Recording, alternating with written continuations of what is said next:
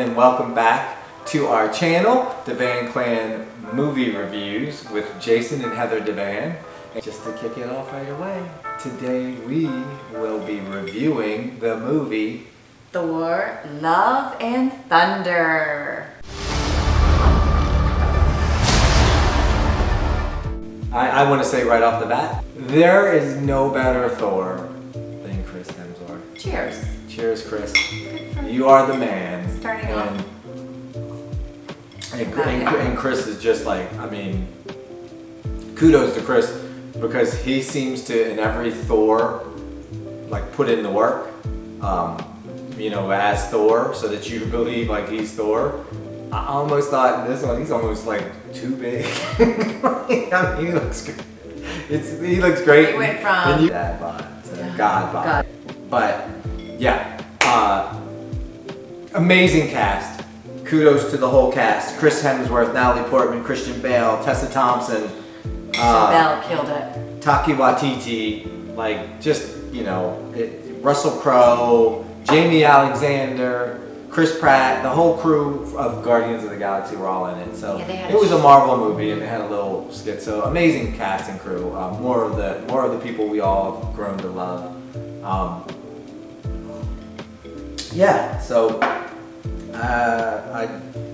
I'm trying to wait till it's my turn, so that's why I'm quiet.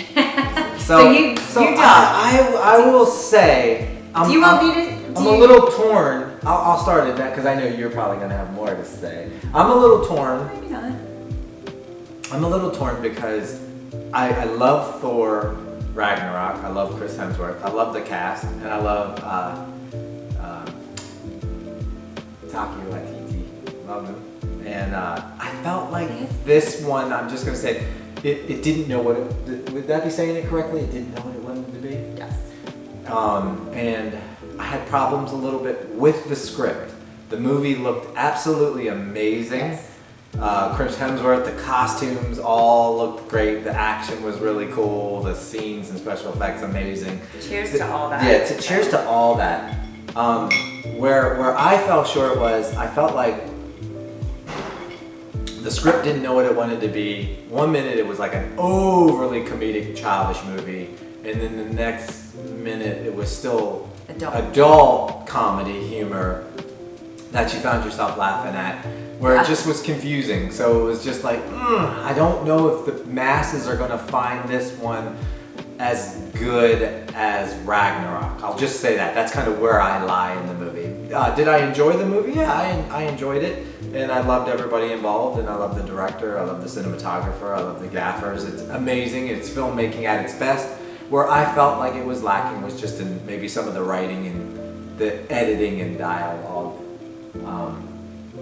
You piggyback on that, and then and if I feel like I want to add anything. So we did see Thor Ragnarok first. For some reason, I have never seen that movie, which surprises me. And we watched it the night before, and I loved it.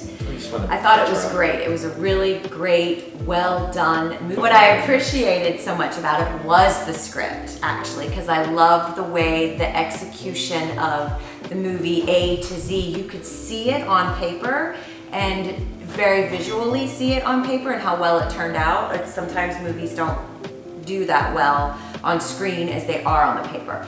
That said, my problem with Thor, Love and Thunder was the script.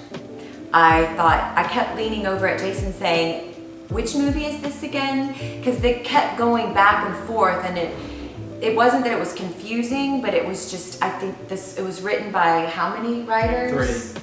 But it felt like it was written by 8 writers. Even Stan Lee got credit for it, and then there was so Jennifer many, Caitlin Robinson. You could tell there was a lot of different heads, a lot of different involvements. The direction was great, the acting was great, just some of the lines were just not great. I don't know, I couldn't tell, was this an R-rated movie or a G-rated movie? I mean, it was that big on the spectrum. That's a good way to put it. The extreme was swung so far to back and forth. And I just kept wondering if I had a 6-year-old in the audience, would I be comfortable? I laughed out loud a few times because it was funny, but it just confused me a lot on where it was trying to go. That was my main point, and that's about it. But it was Stunning. I just want to add, we saw it with our 15-year-old, our 20-year-old, 22-year-old. Our 15-year-old loved it, thought it was great. So I think like those age ranges from young kids to teens are gonna love it. My oldest pointed out that he read the comic books of this whole story. They left a lot and out. I feel like, and I agreed with what both of them said. One of the things was, I wanted more of Christian Bale. Christian Bale was absolutely incredible in this movie. Christian Bale could have had his own movie. Too good. He could have had a spin-off of his own movie from this character. I wanted more of Christian Bale, and he played the bad guy, obviously, well, which Christian you know. Bale. But I wanted to say, the beginning felt like they rushed his scenes. Like they like gave you Christian Bale and what happened to him, and boom, he's the bad guy. And I wanted to see, and my son pointed out and said that actually in the comic book they give you more of his backstory and what's going on, and then it shows you what happened to him.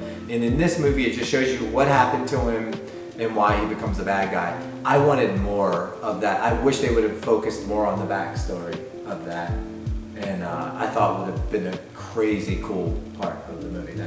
I also feel like he deserves his own movie. I'm like, that he was so good in it, he deserves his own movie. Yeah, compared like it was to this darker. tongue-in-cheek, laughy Thor is tongue-in-cheek. Yeah. Christian Bale's Christian Bale would step onto the screen and it was like, not tongue-in-cheek. Let's get real, and it was like, even Loki's tongue-in-cheek, and when he's a bad guy, he was not tongue-in-cheek. So anyway, cheers to Christian Bale. As always, you're a masterpiece of an actor. Yeah. So you ready to rate it? And let's rate it on